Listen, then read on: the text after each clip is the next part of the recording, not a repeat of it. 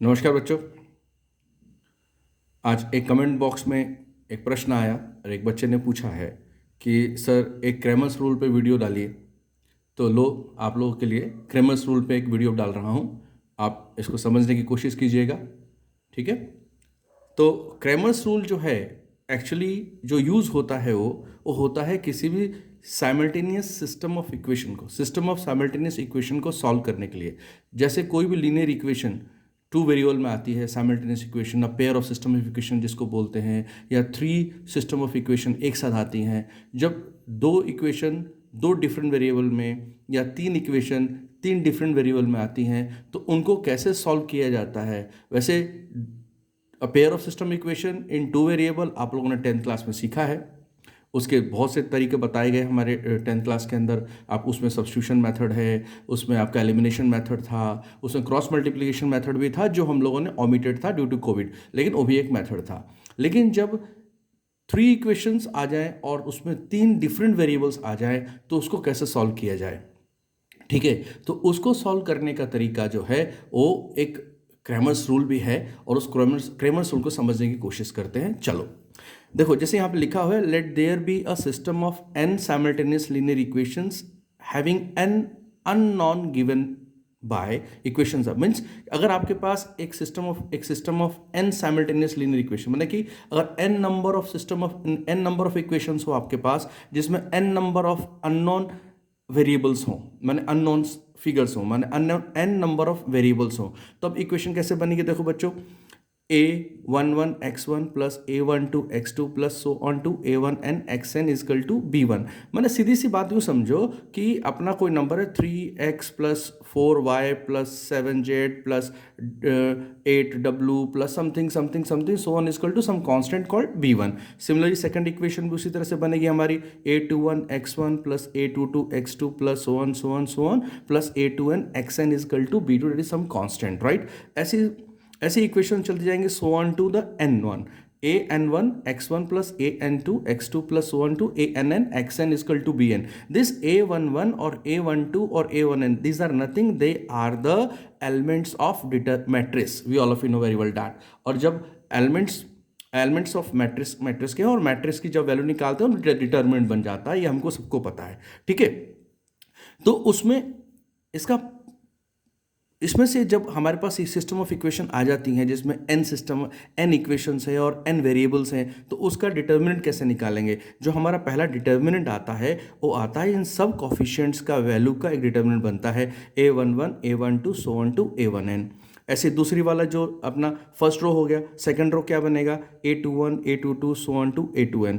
ऐसी third row बनेगी, fourth row बनेगी, फिफ्थ बनेगी, सो ऑन n रो बनेगी, an1 an2 so on to nn, ठीक है। ये हमारा फर्स्ट डिटर्मिनेंट बन गया by taking the coefficients of all the variables, ठीक है बच्चों, ठीक है। अब इसमें से हम एक dj करके एक ऐसा हम लोग डिटर्मिनेंट डिराइव करेंगे जिसमें जो डिटर्मिनेंट मिलेगा हमें d में से ही jth कॉलम को रिप्लेस करके, jth एक पर्टिकुलर कोई कॉलम है उसको रिप्लेस करके हमको, मैं आगे बताऊंगा डिटेल में आप लोगों को, एक कॉलम को रिप्लेस करके अगर b1 b2 bn वाला डाल देंगे तो एक नया डिटरमिनेंट मिल जाएगा जो dj कहलाएगा, माने कि d1 d2 d3 d4। वो आगे आपको मैं एक्सप्लेन करूंगा कैसे मिलेगा।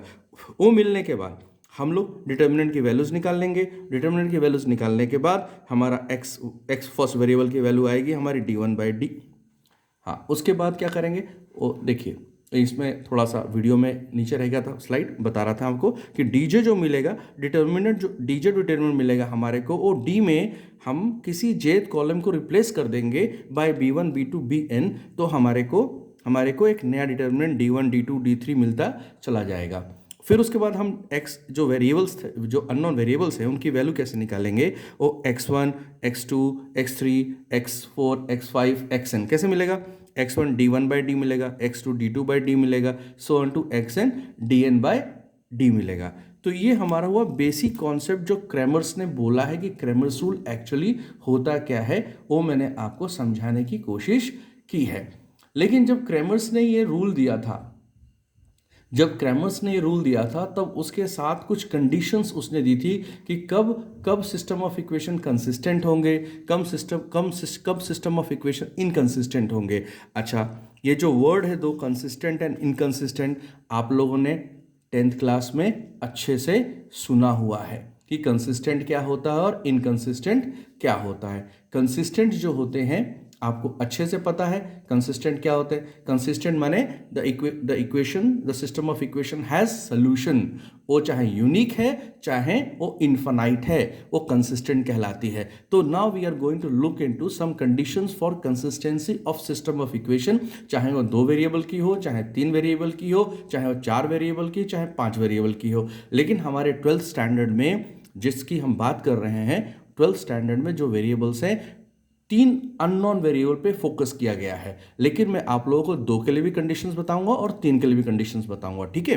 तो पहले हम केस लेंगे 2 वेरिएबल वाले, जिसमें 2 अननोन वेरिएबल्स रहते हैं उनके लिए। तो अगर मान लीजिए जो हमने डी निकाला था, कोफिशिएंट्स ऑफ वेरिएबल्स के जो डिटरमिनेंट निकाला था, उस डिटरमिनेंट की वैल्यू अगर 0 के बराबर नहीं आती है, माने कोई नंबर आता है, तो इक्वेशन हमको यूनिक सोल्यूशन देगी। और यूनिक सोल्यूशन कैसे देगी? x equal to d1/d and y equal to d2/d। अगर मान लीजिए अगर डिटर्मिनेंट की वैल्यू भी 0 हो जाती है, d1 की वैल्यू भी 0 हो जाती है और d2 की वैल्यू भी 0 हो जाती है, तो उस कंडीशन में इक्वेशन हमको इनफाइनाइटली मेनी सोल्यूशन देगी और वो भी कंसिस्टेंट कहलाएगा। और यूनिक सोल्यूशन भी कंसिस्टेंट ही कहलाता है। आपको ये पता होगा, 10th क्लास में आपको टीचर ने बताया था, ठीक है ना, ये आपको मालूम होना चाहिए, ठीक है। उसके बाद अगर मान लो अपने पास d अगर 0 हो जाता है, d अगर 0 हो जाता है, डिटरमिनेंट की वैल्यू अगर 0 आ जाती है, और दूसरे जो मैंने dj बोला था आपको, d1 d2 d3 जो निकालेंगे, और उनमें से कोई एक भी नॉन जीरो डिटरमिनेंट हो जाता है, तो सिस्टम ऑफ इक्वेशन क्या कहलाती है अपनी? इनकंसिस्टेंट कहलाती है। इनकंसिस्टेंट का मतलब क्या होता है? The equation has no solution. ये हमको ध्यान रखना है। अच्छा, यही चीज़ बच्चों हमको अब समझनी है 3 वेरिएबल्स में, जो हमारा मेन फोकस है 12th स्टैंडर्ड का। कैसे है कि कोई भी एक सिस्टम ऑफ इक्वेशन है जिसके अंदर 3 वेरिएबल हैं। अगर उसके अंदर 3 वेरिएबल हैं तो वही, जैसा मैंने डिटरमिनेंट बोला आपको, डिटरमिनेंट जो हम कोफिशिएंट्स ऑफ ऑल वेरिएबल्स का निकालते हैं, तो उसका जो डिटरमिनेंट की वैल्यू निकालेंगे, अगर वो 0 के बराबर नहीं आती है, माने कोई न्यूमेरिकल वैल्यू आती है, तब इक्वेशन हमारा क्या देगा? यूनिक सोल्यूशन देगा, जिसे हम कंसिस्टेंट बोलेंगे, ठीक है। और यूनिक सोल्यूशन कैसे मिलेगा? x equal to d1/d, y equal to d2/d, z equal to d3/d। अब वही बात है, दूसरी बात फिर, अगर d, d1, d2, d3 सब 0 हो जाते हैं, सबकी वैल्यू 0 आती है, तब इक्वेशन कंसिस्टेंट तो होगा, लेकिन सोल्यूशन कैसा रहेगा? Infinitely many solution. और फिर तीसरी कहानी वही बात कि अगर d इक्वल टू 0 हो जाए और तीनों d1, d2, d3 में से कोई भी एक की वैल्यू नॉन जीरो हो जाती है, तो हमारी इक्वेशन क्या बन जाती है? इनकंसिस्टेंट बन जाती है, मतलब कि इक्वेशन हैज़ नो सोल्यूशन। तो कहने का मतलब बच्चों ये है कि आपको ये कंडीशंस पता होनी चाहिए कि कब इक्वेशन आपको कंसिस्टेंट सोल्यूशन दे रहा है और कब इक्वेशन आपको इनकंसिस्टेंट सोल्यूशन दे रहा है, ठीक है। तो मोटी मोटी दो बातें ध्यान रखनी है कि डी की वैल्यू निकालनी है मुझे। डी की वैल्यू अगर 0 आ गई, अगर डी की वैल्यू 0 आ गई, तो या तो इन्फिनिटली मेनी सोल्यूशन देगा या फिर नो सोल्यूशन देगा। तो इन 2 केसेस में हमको सिस्टम ऑफ इक्वेशन को आगे सॉल्व नहीं करना है। अगर डी की वैल्यू 0 आ जाती है तो हमें आगे सॉल्व ही नहीं करना है। क्या लिखना है? Either equation has infinitely many solution और हैज नो सोल्यूशन। अब इन्फिनिटली मेनी सोल्यूशन को भी मेंशन करने के लिए हमें d1 और d2 की वैल्यू निकालनी पड़ेगी। अगर d1 d2 दोनों 0 हो जाते हैं तो हम क्लियरली बोल देंगे the equation has infinitely many solution, ठीक है। और अगर मान लीजिए कोई एक, चाहे d1 या चाहे d2, दोनों में से कोई एक नॉन जीरो हो जाता है, तो बोलेंगे इक्वेशन हैज नो सोल्यूशन। इस बात का खास तौर पर ध्यान रखना है और इसकी ये जानकारी हमारे को होनी बहुत जरूरी है। This is called the basic concepts of Cramer rule. ये जानना हमारे को बहुत ही जरूरी है बेटा, ठीक है। तो आप स्क्रीनशॉट लेकर के इसका आप लोग रख सकते हैं, इस नोट्स को, आपके लिए बहुत ही लाभकारी होगा। लेकिन अब सवाल खड़ा होगा बच्चों कि सर आपने क्रैमर्स रूल एक्सप्लेन कर दिया, आपने कंडीशंस ऑफ कंसिस्टेंसी भी बता दी, लेकिन सर हम इसको यूज़ कैसे करेंगे, हम इसको सॉल्व, क्वेश्चन आ गया तो हम कैसे सॉल्व करेंगे। तो चलो बच्चों, आपको मैं क्वेश्चन कैसे सॉल्व करेंगे वो भी मैं आपको बताता हूँ, ठीक है। मान लो हमारे पास एक क्वेश्चन है कि solve the following system of equation using Cramer's rule. Equation दी है हमारे को 5x minus 7y plus Z equal to 11, 6x minus 8y minus Z equal to 15 और दिया है 3x plus 2y minus 6z is equal to 7 दिया equation. तो ये देखो हमारे पास सिस्टम ऑफ इक्वेशन है having 3 unknown variables x, y and z, ठीक है। तो पहला मैंने आपको क्रेमर्स रूल क्या कहता है, कैसे लिखेंगे हम लोग, कैसे स्टार्ट करेंगे। The given system of equation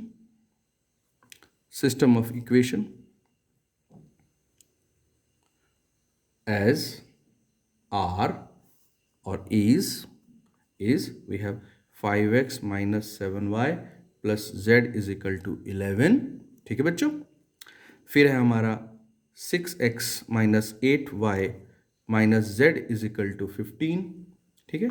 और है हमारा 3x plus 2y minus 6z is equal to 7। तीन इक्वेशन है हमारे पास। मैंने आपको पहली बात क्या बोली थी कि आपको डी बनाना है, डिटर्मिनेंट डी बनाना है। और वो कैसे बनाना है, वो बनाना है कोफिशिएंट्स ऑफ वेरिएबल से। कोफिशिएंट्स ऑफ वेरिएबल पहली इक्वेशन में देखेंगे तो 5 माइनस 7 1। पहली इक्वेशन देखिए, x का कोफिशिएंट 5 है, y का कोफिशिएंट माइनस 7 है, z का कोफिशिएंट 1 है, तो पहली रो बन गई हमारी। मैंने बोला था ना कि पहली इक्वेशन से पहली रो बनेगी, ठीक है। पहली इक्वेशन से पहली रो बन गई डिटरमिनेंट की। दूसरी रो बनानी है 6 माइनस ऑफ 8 माइनस ऑफ 1। देखो सेकंड इक्वेशन देखो, कोफिशिएंट 6 माइनस 8 और माइनस 1, सेकंड रो बन गई हमारी। थर्ड रो बनानी है 3 2 एंड माइनस 6, ये हमारा डिटर्मिनेंट बन गया बच्चों, ठीक है। अब लगे हाथों क्या करते हैं, इसकी वैल्यू निकाल लेते हैं हम लोग, ठीक है। अगर हम इसकी वैल्यू निकाल, अच्छा आपको पता होना चाहिए क्योंकि अगर आप क्रेमर्स रूल पढ़ रहे हैं तो आपको डिटर्मिनेंट की वैल्यू निकालनी आती है, ये मान के चल रहा हूं मैं, ठीक है। तो इसकी डिटर्मिनेंट की वैल्यू अगर हम निकालते हैं, मैं एक्सपांड अलोंग कर रहा हूं रो 1। जब मैं डिटर्मिनेंट को एक्सपांड अलोंग रो 1 करूंगा तो 5 into 48 plus 2 plus 7 times of minus 36 plus 3 plus 1 times of 12 plus 24 बनेगा, which is equal to 250 minus 231 plus 36, which will be equal to will have 55 and 55 is never be equal to 0। तो अब मैंने आपको पहली बात बोली थी कि हम डिटर्मिनेंट की वैल्यू निकाल लेंगे और डिटर्मिनेंट की वैल्यू अगर 0 नहीं आती है तो इक्वेशन हैज यूनिक सॉल्यूशन, ठीक है। अगर डिटर्मिनेंट की वैल्यू अगर यहाँ 0 आ जाती तो हम बोलते इक्वेशन हैज इन्फिनिटली सोल्यूशन और नो सोल्यूशन। और दोनों केस में हमें सॉल्व नहीं करना है, आगे दोनों केस में हमें सॉल्व नहीं करना है। अगर स्पेसिफिकली बोलना है कि इन्फिनिटली मेनी सोल्यूशन है, तब d1 और d2 की वैल्यू निकाल लीजिए, ठीक है। और अगर दोनों ही 0 हो जाते हैं तो बोल दीजिए इन्फिनिटली मेनी सोल्यूशन। और अगर दोनों में से कोई एक भी 0 हो जाता है तो बोल दीजिए नो सोल्यूशन। लेकिन उस कंडीशन में हमें इक्वेशन को आगे सॉल्व नहीं करना है बच्चों, ठीक है। तो अब हमारा डी हो गया। अब डी हो गया तो अब सवाल बनता है डीजे वाला। मैंने बोला था ना कि DJ determinant will obtain by replacing ए जेथ कॉलम फ्रॉम द डी। तो कैसे निकालेंगे देखो, अब हमें निकालना है D1। क्या निकालना है हमें, D1 कैसे करेंगे। और मैंने जेथ कॉलम किससे रिप्लेस होना था, B1 B2 B3 से, ठीक है। तो B1 B2 B3 यहां पर क्या है बच्चों, देखो कॉन्स्टेंट्स 11 15 एंड 7, ठीक है। तो हमारा जो है D1 जो बनेगा वो हम D1 जो फर्स्ट कॉलम मैंने जेथ कॉलम बोला था मैंने, तो फर्स्ट कॉलम रिप्लेस करेगा 11 15 7 और बाकी कॉलम एज इट इज रहेंगे बच्चों, -7 -8 एंड 2, ये 1 -1 और -6। अब मैं इसकी वैल्यू भी निकाल लूंगा, ठीक है। अब मैं जब इसको सॉल्व करने जाऊंगा तो 11 into 48 plus 2 plus 7 times of -90 plus 7 plus 1 into 30 plus 56 which is equal to बच्चों 550 minus 581 plus 86 which is equal to 55 again. ठीक है, अब मेरा D1 की वैल्यू भी निकल गई। मैं मानता हूं कि डिटर्मिनेंट को एक्सपैंड करना आता है, इसलिए मैं उसके डिटेल में नहीं जा रहा। अगर आपको चाहिए कि डिटर्मिनेंट कैसे एक्सपेंड किया जाता है, मैट्रिक्स कैसे एक्सपेंड करके उसकी डिटर्मिनेंट की वैल्यू निकाली जाती है, अगर आपको जानना है तो आप मुझे कमेंट बॉक्स में बताइए, मैं उसका भी एक वीडियो बना करके आप लोगों के लिए डाल दूंगा। ठीक है बच्चों, ठीक है। अब मेरा D1 हो गया। चूंकि 3 वेरिएबल है तो मेरे D2 D3 भी बनेंगे। ठीक है ना बच्चों? तो मेरा D2 पे आते हैं अब हम लोग D2 पे। ठीक है, D2 jth कॉलम को रिप्लेस करना है तो कौन सा कॉलम रिप्लेस होगा बच्चों? बताओ। सेकंड कॉलम रिप्लेस होगा, क्योंकि सेकंड डिटरमिनेंट बना रहे हैं तो सेकंड कॉलम रिप्लेस करेगा। ठीक है, बाकी कॉलम सेम रहेंगे।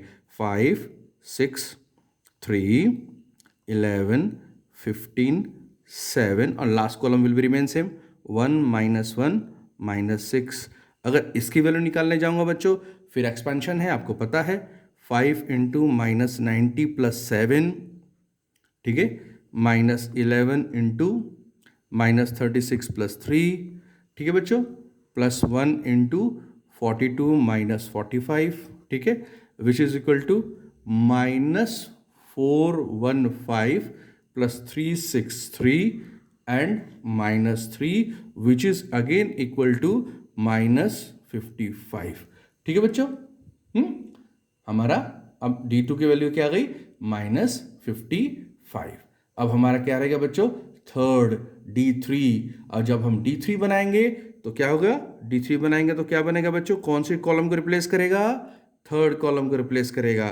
ठीक है, तो 5 6 3 -7 -8 2 and the third column will replace by the B1 B2 B3 15 7।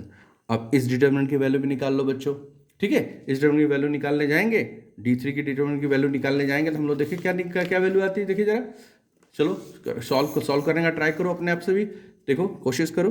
बनेगा हमारा 5 इंटू -56 -30, ठीक है बच्चों, प्लस 7 टाइम्स ऑफ 42 -45, ठीक है, plus 11 into 12 plus 24 which is equal to -430 -21 plus 396 which is equal to again -55। तो बच्चों आप जरा बड़े ध्यान से देखो, हमारा D का वैल्यू 55 आया, जिसपे हमारा सारा डिसीजन डिपेंड करता है कि system of equation has unique solution और नॉट। ठीक है, उसके बाद हम जब हमारा नॉट इक्वल टू 0 आया तो हमने D1 D2 D3 निकाला। ठीक है, निकालना ही पड़ेगा क्योंकि मुझे इक्वेशन सॉल्व करनी है। ठीक है, और नहीं भी करनी है, अगर इन्फिनाइटली और नो सोल्यूशन के बीच में चेक करना है तो भी मुझे D1 D2 D3 निकालना पड़ेगा। अगर D1 D2 D3 भी 0 आ जाते हैं तो इक्वेशन हैज़ इन्फिनाइटली सोल्यूशन बोल देंगे। ठीक है, और D1 D2 D3 में से कोई एक भी अगर नॉन जीरो आ जाता है तो उस केस में इक्वेशन हैज़ नो सोल्यूशन होती है। लेकिन बच्चों उन दोनों कंडीशन में हमें सिस्टम को सॉल्व नहीं करना है, इक्वेशंस को हमें सॉल्व नहीं करना है। लेकिन इस कंडीशन में चूंकि यहाँ पर डिटर्मिनेंट 0 नहीं आया है, डिटर्मिनेंट हमारा 55 आया है, तो उस कंडीशन में हमें आगे इसको सॉल्व करना पड़ेगा। इसकी एक्स वाई जेड की वैल्यू हमें निकालनी ही पड़ेगी। ठीक है बच्चों, तो हमने देखा कि कैसे हमने D निकाला, कैसे हमने D1 निकाला, कैसे हमने D2 निकाला और कैसे हमने D3 निकाला। अब हम क्या करेंगे, हम हमारे अननोन वेरिएबल्स की वैल्यू निकालेंगे with the help of what बेटा? Cramer's rule. क्रेमर्स रूल में हम ये सब वैल्यूज निकालने के बाद क्या करते हैं बच्चों? एक्स वाई जेड की वैल्यू निकालते हैं by the given formula. And what is the given formula? Just we'll look into that and I will tell you. ठीक है बच्चों, देखो जैसा मैंने बोला कि अब हमारे D1 D2 D3 सब वैल्यूज निकल गई, तो अब हम एक्स वाई जेड की वैल्यू निकाल लेंगे। हमें पता है x इज इक्वल टू क्या होता है बच्चों? हमारा x की वैल्यू क्या होती है बच्चों? बोलो d1/d, ठीक है। तो d1 की वैल्यू मेरी क्या आई थी बच्चों, रिमाइंड करो, 55 अपॉन, और d की वैल्यू क्या आई थी, -50, d1 की वैल्यू आपकी आई थी 55 एंड d की वैल्यू भी आपकी 55 ही आई थी, ठीक है। तो दोनों कैंसिल होकर हमारा x की वैल्यू क्या हो जाएगी, 1, ठीक है। ठीक है, देखो एक बार फिर से देखो ध्यान से, ठीक है। एंड y की वैल्यू देखो, y की वैल्यू क्या बोली थी मैंने, d2/d, ठीक है। अब d2 की वैल्यू क्या आई थी बच्चों हमारी, -55 अपॉन d की वैल्यू 55 हमको पता ही है, ठीक है, कट गया, इजकल टू -1, ठीक है। z की वैल्यू हमने क्या बताई थी आपको, d3/d, ठीक है, d3, और d3 की वैल्यू क्या थी बच्चों हमारी, अगेन -55 थी अपॉन 55 इज इक्वल टू -1, ठीक है बच्चों। तो इस तरह से हमने क्या पाया, therefore we have x is equal to 1, y is equal to -1 and z is also equal to -1 by Cramer's rule, ठीक है बच्चों। तो इंपॉर्टेंट क्या है इसके अंदर क्रेमर्स रूल में, कि दिए हुए सिस्टम ऑफ इक्वेशन से हमें हमें क्या करना है बच्चों, दिए हुए सिस्टम इक्वेशन से हमें डिटर्मिनेंट को फाइंड आउट करना है, बाय कोफिशिएंट्स ऑफ वेरिएबल्स को डिटर्मिनेंट निकालना है, डिटर्मिनेंट की वैल्यू निकालनी है, अगर वो 0 के बराबर है कि नहीं देखना है, अगर वो 0 के बराबर है तो इक्वेशन हैज इन्फिनिटली सोल्यूशन और नो सोल्यूशन, वो कंडीशन अप्लाइड मैंने बता दी है आपको। फिर हमें d1 की वैल्यू निकालनी है, d2 की वैल्यू निकालनी है, d3 की वैल्यू निकालनी है, ठीक है। और अगर d की वैल्यू 0 के बराबर नहीं है तो d1, d2, d3 की वैल्यू निकालने के बाद हम लोग x, y, z की वैल्यू निकालेंगे by the Cramer's rule formula, x is equal to d1/d, y is equal to d2/d and z is equal to d3/d। तो ये आपका वीडियो होता है बच्चों पूरा यहाँ पर, और क्रेमर्स रूल का वीडियो किसी बच्चे ने मुझे कमेंट सेक्शन में पूछा था, इसलिए मैंने वीडियो बनाया है आप लोगों के लिए। आप इसको देखिए, पसंद आए तो इसको लाइक कीजिए, इस चैनल को सब्सक्राइब कीजिए और इसको आगे बढ़ाइए। और किसी बच्चे को कोई डाउट होता है, कोई भी टॉपिक पे, कोई भी 11th 12th के किसी भी टॉपिक पे आपको डाउट होता है बच्चों, आप मुझे बताइए कमेंट सेक्शन में, मैं आप लोगों के डाउट्स को क्लियर करने की पूरी कोशिश करूँगा। Thank you very much, all the best. Like और सब्सक्राइब करना मत भूलिए और बेल आइकन को दबा दीजिए, जिससे मैं आने वाले वीडियोस आपको बराबर मिलते रहें। Thank you very much, bye बच्चों।